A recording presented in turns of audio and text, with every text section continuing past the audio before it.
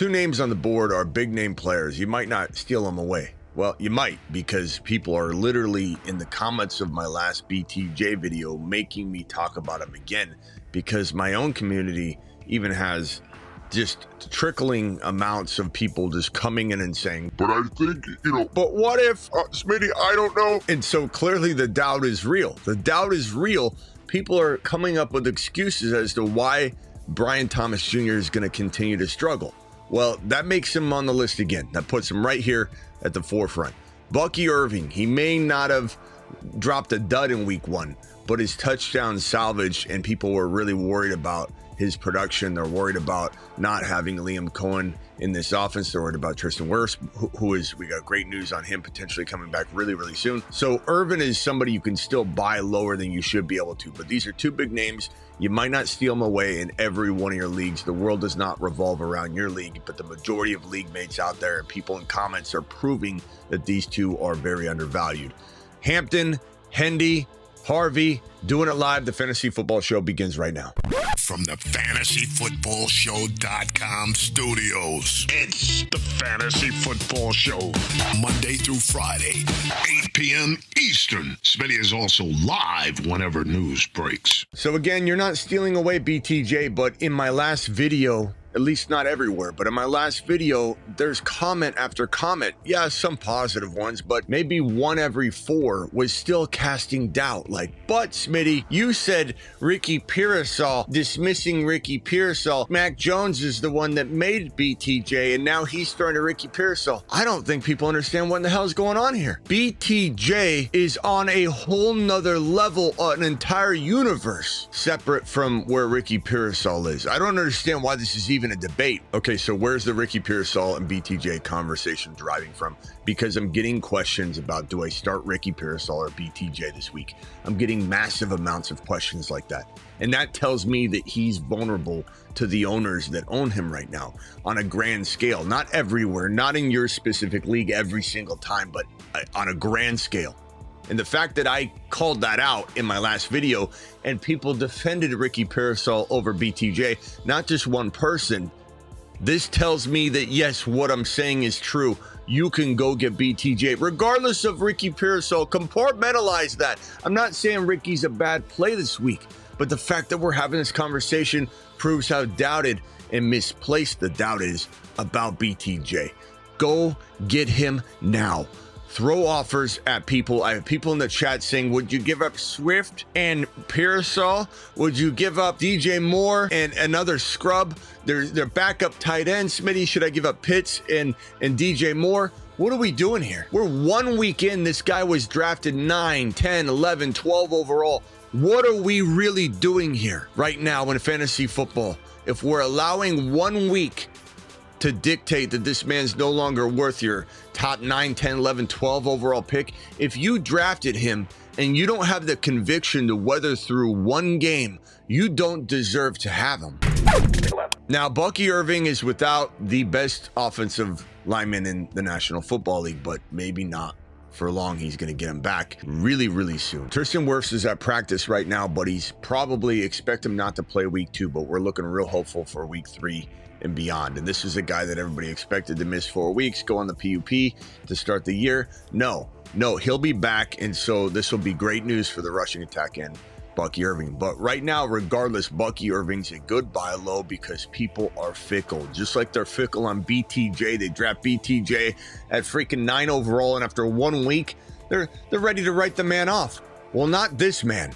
And Bucky Irving is probably the best go get if you've got, let's say, CMC and you want to trade him into 2 pieces. You get Bucky on one side of this 2 for 1. You're getting the 2 players. You could throw in Ladd. You can throw in RJ Harvey. You could throw in a bunch of different players on this side. Ladd McConkey, RJ Harvey, doesn't matter. Drop somebody into this 2 for 1 and trade CMC away. And Bucky can be had even in cases where maybe you've got a ETN right now who's popping off. Not saying I don't like ETN, but I've seen people turn this straight into Bucky 1 for 1. And even if you had to give up something else slightly, ETN plus something small, DJ Moore plus a Ricky Pearsall plus something to get Bucky, you do that and you do it live. Point is, this is a top 5 RB in the making. He's about to get his offensive lineman back to help make this even more of a solidified truth, but you need to go get Bucky and do it now. He'll never be cheaper. His owners are wondering if they skated by with a touchdown, a salvage touchdown in week number 1. A lot of people are fickle. A lot of people like to break up the player before the player breaks up with them. And there's a big vibe out there right now that Bucky might not hold this top 5 running back value after all. Not sure I felt it when I watched the game, Smitty. They're going to throw a lot. I don't know if Bucky's going to get the volume. Go take advantage of it. Hampton. Look, Hampton was in week 1, used 15 times on the ground, 15 totes, and people are freaking out about it. But no player aside from Justin Herbert had more than the 1 carry on the ground. So it's all Hampton all the time. And his coach had nothing but positive things to say about him. And everybody's freaking out about whether, that non-slide, running out of bounds, stopping the clock, making a rookie mistake, put him in bad light. A lot of people thinking that they got to get Najee out there, or at least Harbaugh's thinking about getting Najee out there during critical situations, taking Hampton out during the 2-minute drill and putting in a more experienced player. I think everybody's freaking out. Nothing but positive things were said about Hampton from Harbaugh. Harbaugh practically anointed him a marvel after the game and just said it was such an extraordinary performance. He loves this kid. The way he talks about Hampton is the way he talked about Herbert all offseason. And look how much he's letting Herbert throw the ball. And opening up the pass and letting Herbert gunsling, which is what Harbaugh seems to be wanting to do, is going to only give this man Hampton more room to run. Very polished player, very well-rounded player. He'll start to throw to him more as Herbert starts to trust him more, and he's only going to go up. This guy's going to be a low-end running back too, in my opinion, with ease the rest of the year. Go buy him now while he's got that kind of, teeter-tottering value. People don't want to get rid of him for nothing, but if you do creative 2 for 2s, you can honestly buy him a lot cheaper, way cheaper than you should be getting him. Go get him now before it's too late. Hendy, same thing I'm saying about Hampton. You apply it to Hendy, except for Hendy didn't have a baller day in week 1, and that makes him a little cheaper, and that's awesome. So if you need to go running back shopping, let's say you need to divide and conquer a Christian McCaffrey or a potential player that you believe might drop off a little bit as the season wears on. Let's say you have Barkley and you can't win with Barkley. I'm not saying to trade Barkley if you are balling out right now, but let's say you have Barkley and you got hit with a bunch of injuries. Let's say you've got Rashee Rice. You also had Worthy. You're really like questioning whether you can come out of week 4 or 5 with even 1 or 2 wins. You might have to divide and conquer, we call it. And it doesn't mean you're giving up on this player right here. Understand what I'm saying. No one's saying to go trade Barkley unless you need to trade Barkley. So if you're running your mouth in the comments, someone's going to let you know that you're not listening. But Barkley for a Hendy affords you a very nice wide receiver piece. Think of BTJ right now. You could get BTJ and Hendy for Barkley right now if you need to divide and conquer because you're getting hit with injuries pretty hardcore. This would also potentially get you into a St. Brown if you can find the St. Brown owner panicking in the same respects as the BTJ owners is panicking. Hendy becomes a really good piece. Now, you could also trade an ETN right now, and I don't want to keep using ETN as a player that I want to get rid of, but he's a player that has a lot of value that selling high isn't the craziest thing in the world. ETN for Hendy and a wide receiver makes a ton of sense. BTJ, I'll just put him back in. BTJ is a phenomenal ad here. There are a lot of wide receivers that fit the bill here, but Hendy is a player that you could downgrade from the running back into. Or let's say JT's got a vulturing quarterback in Danny Dimes. Danny Dimes just neutered the value of Barkley for years, and he's doing it to JT now, and people don't want to pay attention. You go get Hendy and a piece right here like a Lad McConkey, who's very undervalued. This is a massive win right here. Go get Hendy, trade for Hendy. His value is only going to go up, and people that don't take advantage of it are going to be very, very upset later because this guy's a potential amazing go-get. Kamara would be another trade player to go get 2 pieces. Hendy and Lad would also be very good, but you could potentially throw in another wide receiver. One that comes to mind would be, you could probably get Rice right now, wait on that, and have the Hendy Kamara swap be pretty dead even for you at the end of the day. I believe it will. If not, Hendy be more valuable than Kamara, to be honest, and you get this Rice waiting in the wings. You could buy low on Scary Terry, who's going to be thrown around like a rag doll. Understand why he's starting off slow, because the man, held out. We knew this was going to happen, but these are the types of moves that you could potentially pull off. And even like a Travis Hunter would be amazing for Kamara. These are types of moves I'm doing and recommending to all my people. Go get Hendy, do it now. Harvey, same thing. RJ Harvey. Look, a lot of these guys were on my buy low video earlier in the week, but I'm beating a dead horse on it because you got very little time to go take action. It's Friday. Go get Harvey right now. Trade Tyreek Hill for Harvey and maybe even something.